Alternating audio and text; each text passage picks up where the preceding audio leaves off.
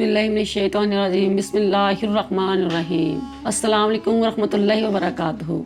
आज मैं अपने तमाम सुनने वाले नाज़रीन को काले चने पर पढ़ने वाला अमल बताऊंगी, पढ़ने वाली पढ़ाई बताऊंगी, जो पढ़ के आप कुछ चने नहर में बहा देंगे और कुछ चने आपने राशन के अंदर रख देने हैं। इस तरह घर की तमाम तंगदस्ती दूर हो जाएगी। अल्लाह ताला आपको हलाल रिज़्क़ अता फरमाएगा, पाक और पाकीज़ा रिज़्क़ अता फरमाएगा। अगर घर में बहुत ज़्यादा रिज़्क़ की तंगी है तो सबसे पहले ये देखिए कि आपके घर में कोई बेनमाजी तो नहीं। अगर कोई बेनमाजी है तो उसे नमाज पढ़ाएं और दिन में फारग होकर, सारे कामों से फारग होकर बच्चों से एक मरतबा ये ज़रूर पूछा करें कि उन्होंने प्यारे नबी हज़रत मोहम्मद मुस्तफ़ा सल्लल्लाहु अलैहि वसल्लम पर दुरूद पाक कितनी बार पढ़ा। मुख्तसर सी ज़िंदगी है।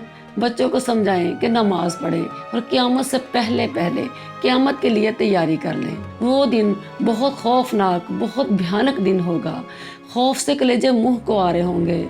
उस दिन अगर किसी को खुशी होगी तो उनको होगी, उन अल्लाह के बंदों और अल्लाह की बंदियों को होगी जो नमाज़ों की फ़िक्र में लगे रहते हैं। सुबह की नमाज अदा कर ली तो ज़ोहर की फ़िक्र में है, ज़ोहर अदा कर ली तो असर की फ़िक्र में है, असर अदा कर ली तो मगरिब और इशा की फ़िक्र में है। उस दिन जब लोग ठंडा साया तलाश करेंगे तो अर्श अजीम के अलावा कोई साया नहीं होगा। उस दिन उन लोगों को उस साए के नीचे जगह मिलेगी जो अपनी नमाज़ों की फ़िक्र में लगे रहते हैं। हम जब भी दुआ मांगते हैं कहते हैं अल्लाह क़यामत के रोज़े महशर के दिन हमें अर्श अजीम का साया नसीब करना, अर्श अजीम के साए में जगह देना। हमें अर्श अजीम के साए में तभी जगह मिलेगी ना जब हम अर्श अजीम के साए के नीचे जाने वाले काम करेंगे, अपनी नमाज़ों की फ़िक्र करेंगे। गौर कीजिए अपनी खुद की ज़िंदगी पर कि कभी ये फ़िक्र हमारे दिल में भी जागी है कि सुबह की नमाज अदा कर ली, अब ज़ोहर भी अदा करनी है। अगर ज़ोहर अदा कर ली तो असर भी अदा कर ली है। अगर तो आपके दिल में ये फ़िक्र जागी है तो इंशाअल्लाह क़यामत के रोज़ आप अर्श अजीम के साए के नीचे होंगे।